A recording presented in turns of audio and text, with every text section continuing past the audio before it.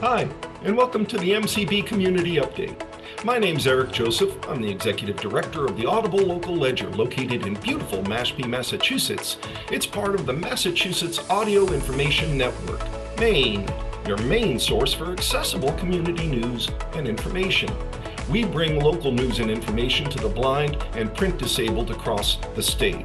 As part of this podcast, we'll interview the Commissioner, John Oliveira, of the Mass Commission for the Blind, quarterly.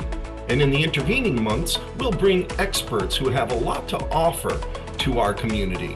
And we'll listen to what they have to say, we'll ask them some probing questions, and hopefully we'll all learn together.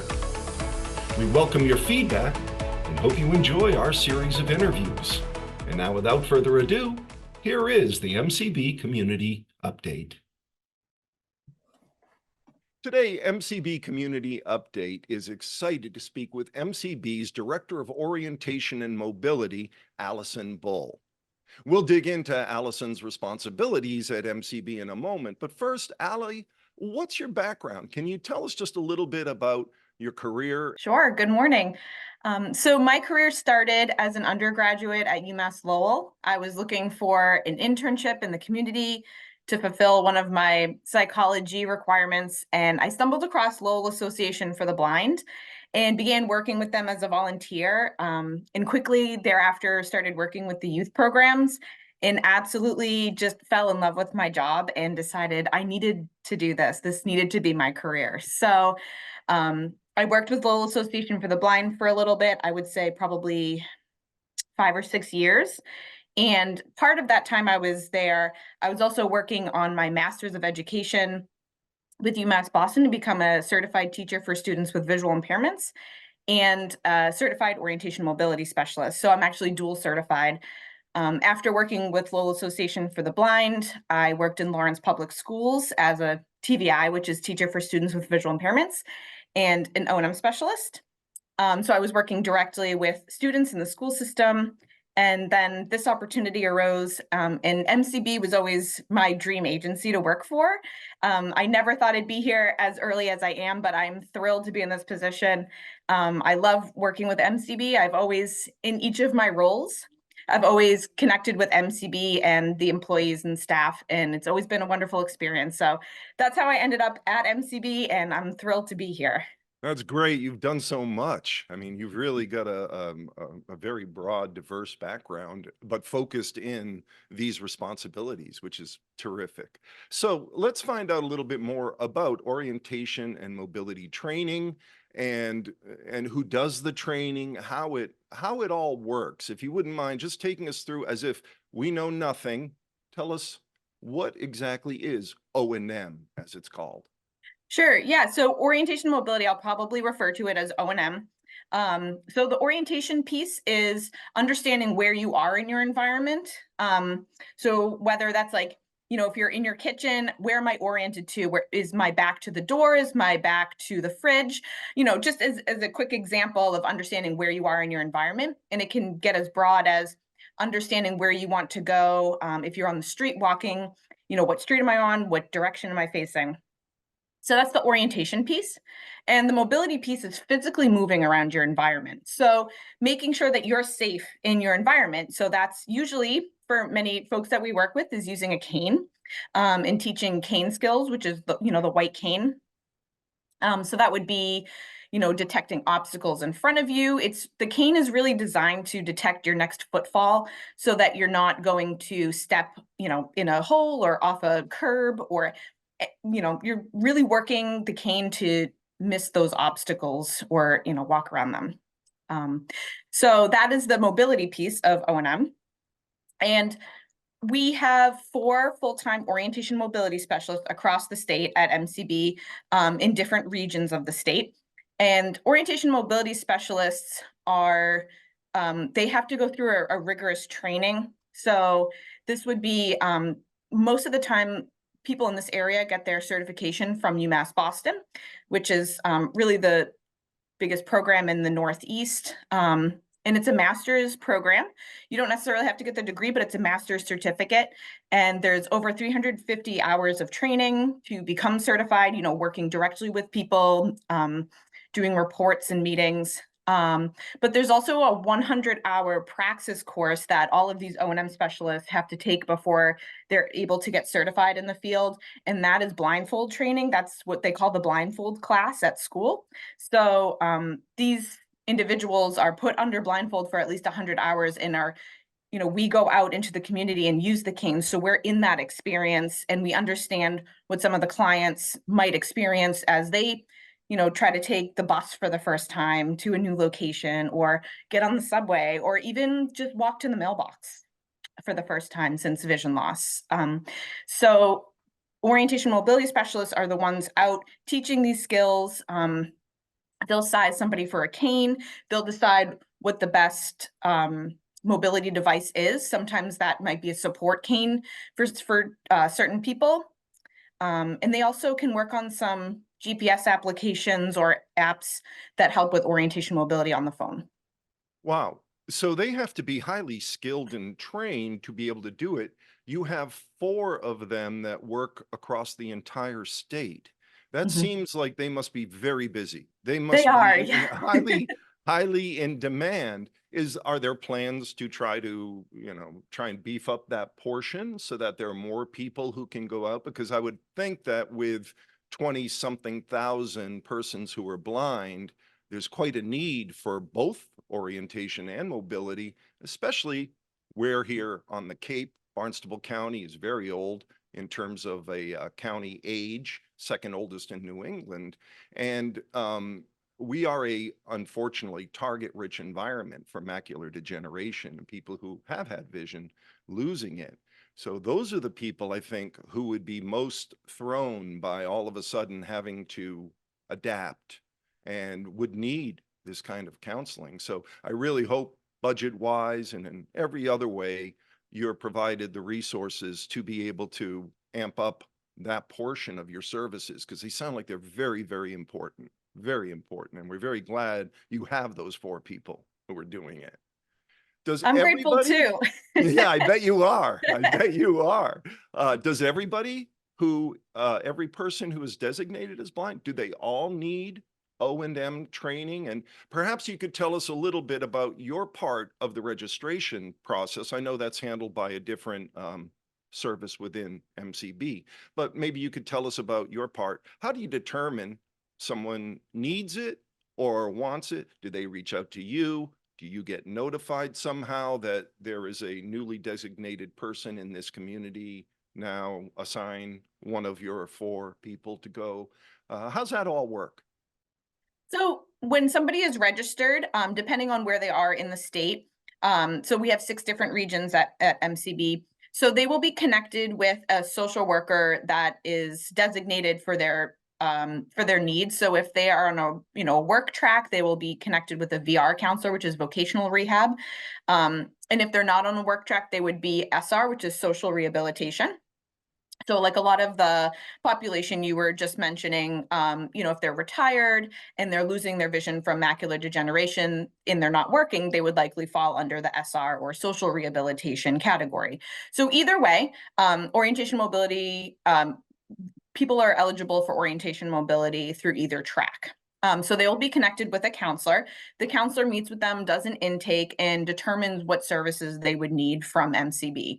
So every time they meet with a new client, they will bring up orientation mobility, explain what the services are and what's offered through it. Sometimes people decline because I think a lot of the time the cane, they feel stigma with the cane and they're not ready to accept that that might be a useful tool for them just yet. But that doesn't mean that they're not going to be eligible in the future when they decide, you know what, my vision's declining a little bit. I'm just having some trouble. I really would like to have an O&M specialist come out. So it is, as Mm. long as they're registered with us, they're always eligible to work with an O&M specialist. Um, Is there a usual progression, a standardized way of um, vocational, social rehabilitation, assistive technology, O&M? All of these are different services. Is there a standardized kind of order that they're usually delivered in, or is it really dependent on that social worker's engagement and feedback and kind of analysis of what's needed? Is it I fluid think like it's that? Yeah, it's more the latter. So they're really going to create like an individualized plan for this person. So they might want to use their um maybe they don't really want technology yet. They're not sure. They're like, I've never used a smartphone. That's not really for me, but I would love to go. I always go on walks with my friend in the neighborhood. I'd love to continue doing that. And, it's really important to me that I can still cook a spaghetti dinner on Sunday night. So that would be a rehab teaching goal, right? Cooking, using those skills in the home, and orientation and mobilities because they want to go walk with their friend. And this is just a random example, Sure. but they're really taking the person's lifestyle and goals of the person and meeting them where they're at. And because orientation and mobility is a different department than rehab teaching, which would be a different department than assistive technology, we can all sort of work together with the person because we're going out and meeting them at their house in the community. So they can Right. all happen at once, or it can be individualized, like, singularly. Maybe someone just wants to open their case for orientation mobility because they got a new job and they're fine with everything else, but they just want to learn the new route to their job. So it can really happen any certain way. And would something like being able to cook spaghetti, as your example, is that considered social rehabilitation or vocational rehabilitation? Is that what kind of rehabilitation is that considered? Because that would seem like that's a basic that everyone would kind of need a little bit of brush up on or training on. Yeah, sure. So it could happen for either. SR and VR are really just like umbrellas. It's really just funding, to be honest with you. But Understand. everyone's eligible for the same services. So somebody might be newly blind, but they're still working. So they are under VR, but they want to learn how to use their stove with less vision now. Or laundry or anything like that. So that would be rehab teaching, but everyone still qualifies for that. Similarly to how everyone still qualifies for orientation mobility. I get it. Makes sense. It makes sense. So some of the tools that you have to work with that people are probably pretty familiar with would be perhaps service animals and of course the white cane, which we have a large campaign to try and make drivers more aware that the white cane means someone probably shouldn't be stepping out into traffic, that you probably want to be a little careful. I was at a site loss meeting a service meeting yesterday where that was brought up as drivers just don't get it. And so we're trying to help with that. But how does a person newly designated as blind receive a cane, get fitted for, like, what's that process? Because I see that as one of the most fundamental pieces of accepting what the change in your life is and what you have to do to adapt to it. Sure. So that's again super individualized, and that's why we have the orientation mobility specialist go out and meet with the person in their setting, in their home or their workplace. And the cane is usually determined based on their travel style. So determining the height of a cane is one piece of it. If somebody's going to use a traditional long white cane, typically we say that it goes up to about their shoulders, but that's not always the case. Sometimes it depends, well, it always depends on how quickly people walk, their gait, their travel style. If you're a fast walker, you're probably going to want a longer cane because you're approaching these obstacles quicker. Hmm. If you maybe walk slower, maybe a shorter cane is more appropriate. It's not really getting in the way. So the orientation mobility specialist will observe the person's travel style and determine the size of the cane based on that.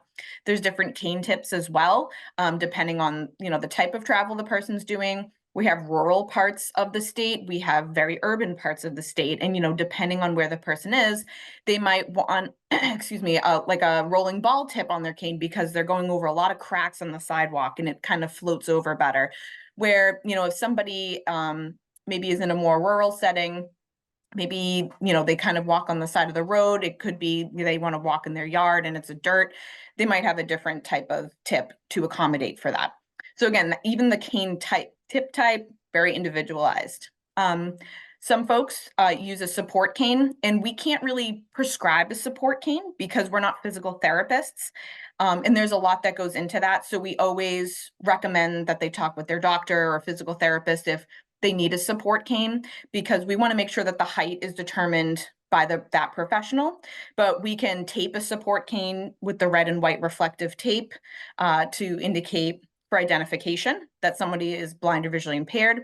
Or we can distribute and kind of work with the person, but that's not really something that they're going to be using in front of them. That's really designed more for people who have some functional vision that will be able to tell if there's a curb or a drop off coming up. Um, but there's also like some folks use rollators, or in a nursing home they use other mobility devices, and so we will work with them. If they want it taped, we can tape a rollator. It's simple as bringing out red and white reflective tape, taping it appropriately so the bottom quarter is red, the top quarter is white, to represent that identification, that universal identification. And then work with them from there. Again, if there's a physical therapist involved and somebody needs more support as they're walking, that's ideal that we can consult with them. And to be clear, when you say a support cane, that would be a traditional cane that most people would have that would then be taped up with your white and red tape to designate it as a cane. I believe I saw one at the site loss service meeting yesterday. In fact, a gentleman was using one.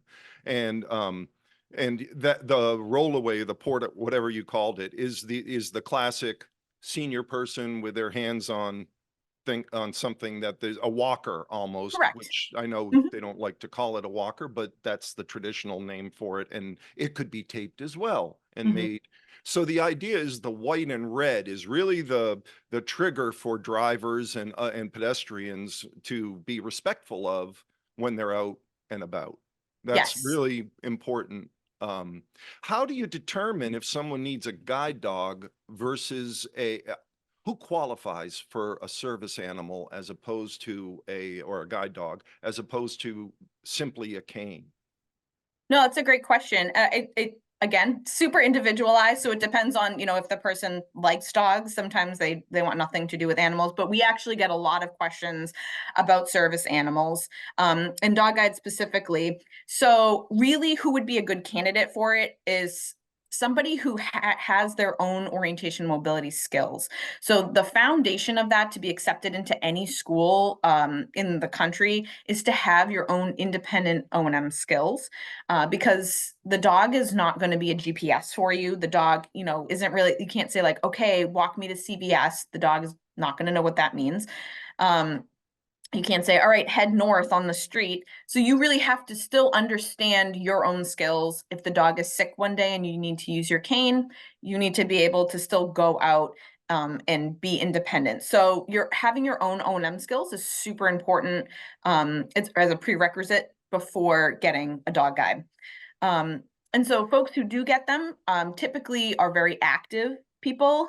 Maybe, they're working in the city and they take the subway a lot and they, want to have, they're fast walkers. So it's easier to have a dog there that would sort of pick up on these obstacles, if there's people walking down the sidewalk or on the subway or, whatever it may be. But it's usually for folks that are a little bit more active because the dog will need to be worked consistently. That was a big issue during the pandemic when, folks had dogs and they weren't able to get out as much as they were. So dogs were regressing because dogs are just animals. So they need to work to practice those skills. Like, similarly to like if we were tested on geometry information now that we learned in high school, we haven't been practicing it. So how sharp would we really be with those skills? So it's important that the dog is worked consistently so that they can keep up their skills and still be a reliable service animal. So the person would have to be active. They have to be financially stable so that they can provide food for the dog and vet visits for the dog, because again, it's still a dog.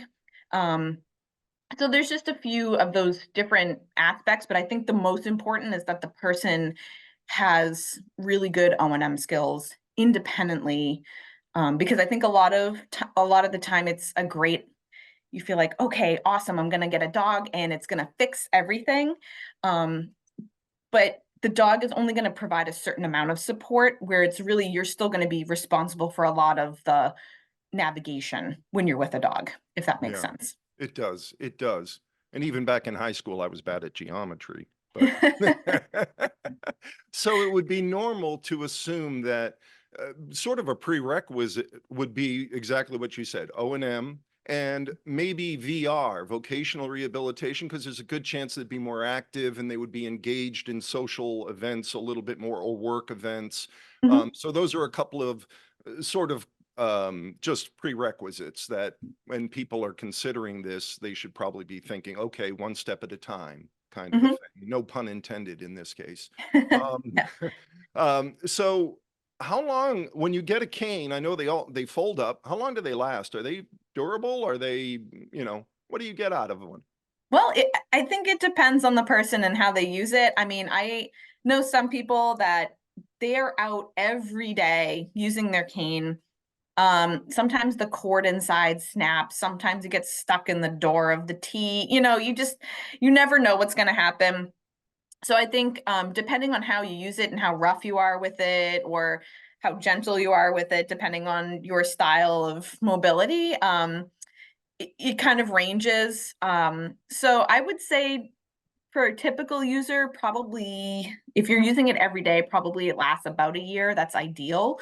Maybe 2 years. But I know some people that have had canes for 10 years because they use it lightly. They still have a lot of functional vision, but they'll bring it with them for identification, or, just to new places or something like that. So it really depends on the user. We have different types of canes. Like different types of materials. So there's aluminum canes, which are a little bit heavier. We have graphite canes that are a little bit lighter. They look the same, so you'd never know the difference. But when you hold them, you can tell. And Um, do you provide the canes to people? We provide the first cane for the person, and then we really encourage folks to just save up a few dollars a week just to be able to have the money to support for a replacement cane when it happens, because it's going to happen. But we do provide replacements if it's needed, and if the person isn't in a financial spot to get their own, because sometimes that happens. But we do like to encourage the person to have a replacement cane already, just as a backup, because you just never know. If your cane breaks, you don't want to be left without anything at all. Right. No, it makes total sense. So I was doing a lot of reading and a little bit of research before we spoke today, and I was surprised to learn how many head strikes. And then when I thought about it, well, now I'm not surprised about it, because it makes total sense that a cane is working the ground and what's directly in front of you, but shelving and cabinets and things that are at level, um, other than your home, where you probably have gotten used to them, hopefully through orientation and mobility, would be still pretty problematic, because your cane, you're not waving it around in front of you at a head height. So I've also understood, and this may be more assistive technology, which we're going to talk about next month, that there is a laser that can be clipped onto a pocket that will give you a haptic, or a buzz, Hmm. whenever something is approaching your basically torso or Hmm. head. And that will then warn you to either raise your cane or put your hand out or do something. Are you aware of those kind of things? And is there anything that when you're doing your training, other than getting used to someone's own kitchen or room, whatever, that you do to deal with the potential for head strikes, which I hear is quite high and often ends up with someone having to go to the hospital because your head bleeds quite a bit when it's Hmm. cut. Even if it's not a significant injury, it can be very traumatic. No, absolutely. So the good thing is that ADA does have a requirement that anything, I believe, uh, above 60 inches off the ground, I would have to check. There is definitely a range. But ADA requires it to be cane detectable. So it doesn't mean that it can't be there. It just means that something has to be on the ground to alert the person. So for example, if there is, we had this near a T station, where there was a air conditioner that came out of the wall at head level. And so somebody who was trying to get to the T, that was a head hazard for them. Mhm. So the solution for that was putting a permanent planter underneath so that the person felt with their cane and they were able to navigate around it, because that's ADA compliancy. So that's something that's super important. I know a lot of signs on the street sometimes, I mean, they have the pole, but the pole doesn't come out as far as the sign does. So it needs to be over that height. Um, so that hopefully, if there's something that isn't compliant, that needs to be addressed. But other than that, I know what you're talking about. we sometimes use the buzz clip, which is that device that can be clipped on. I have somebody who wanted to walk through the woods, and so she clipped it on a hat, and so that she wasn't hitting like tree branches or anything like that, because that's something that isn't really, you can't really be ADA compliant with trees in nature. But I think a lot of the time that's not preferred just because of how much feedback it gets. They can be expensive, they can break. And it's hard to, with that learning curve, to realize like how close is an object, how much is it buzzing, is it detecting something that's 5 feet away, or is it closer? So there is definitely a learning curve with getting familiar with the technology. There is an upper protective technique that we use and teach in orientation and mobility, which would just be having your hand in front of you, especially in new environments or like if you're hiking, but that can be cumbersome to have your hand out the whole time. So there, there are different solutions for it, but it is something that we identify in, the person's route, or, if that's something that they're at, it's a head hazard, they for some reason are crossing a lot of head hazards on their route or in their environment, that we can help advocate to make sure it's ADA compliant and make sure that the person knows, like sometimes along the street, I know once I pass School Street, there's always that tree branch that comes out over the person's fence. And I know I should put my hand up after I cross, School Street or something like that. So we do work with the person and make sure that we can be as readily, make sure that they're aware of when there are head hazards, because that is dangerous for anybody. But you're right, the cane really only detects what's on the ground and really up to the waist because of the angle of the cane. But above that, it's not as reliable.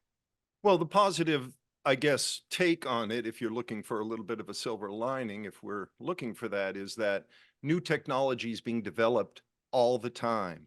And while now it may not be able to distinguish between a tree branch and a shelf or whatever, that there's a good chance in the coming months, years, whatever, that will be refined. And with much of, I'm assuming, as we're seeing, a lot of assistive technology is being developed to try and help, especially around smart speakers and some of the things that are so critical to changing lifestyles. I really appreciate all the time and the information that you've shared with us, Allie. It's really, really informative. I think it makes a lot of people who might be encountering this in their lives feel like, oh, okay, there's a next step. It isn't just me off in a vacuum and I'm by myself and now I don't have any resources. I have a plan that can be put together, and we are proud to work with you to be able to try and promote that. But at the end of each of our MCB community updates, we have some personal questions. Not really personal, just fun personal questions. So we will close with those questions. Who is your favorite musical artist or group? And what's your first and then your favorite concert? Oh boy. So anybody that knows me will know this, but my favorite musical group is Green Day, because I'm a 90s baby. So they're like part of my DNA. Big Green Day fan. I'm an And American idiot. yeah. Yeah, so that by far, like I didn't even have to think about that one. And my first concert that I went to, gosh, I think it was, my dad's a big Beach Boys fan, so I think it was Brian Wilson that I went with the family when he was touring way back. But either that or NSYNC. I'm not sure. It was one of the two. Say in sync. I'm sure that's a lot cooler with a lot of people. That was definitely, it spoke more to me. But I knew a lot of the Brian Wilson music as well, just, because by proxy, I guess. And what's your favorite concert of all time? Was it a Green Day concert? I mean, I've been to so many, it's hard to say. I did see them at the House of Blues in Boston one time. I was so Wow, close. that's so close. Oh my Yeah, gosh. I was like, I Wow. made eye contact with Billy Joe, So that's definitely one of my favorites. But I used to be a big Warped Tour fan, so that like when a lot of the bands would come around every summer, that was a big thing. So that was one of my favorite experiences, is to be able to go to the different stages and see a bunch of my favorite artists all in one spot, and it's it's a whole day made out of it. So Sure, wearing flannel, I'm sure, right? At the Warped Tour with those grunge bands? oh Sure, yeah, I yeah. mean it was really hot in the summer though. So yeah. Ali, thank you so much for your time and your information. It's been great talking to you, and I look forward to meeting you in person at some point. Thanks so much. It was a pleasure. Thanks for having me. You take care now. Bye. Bye bye.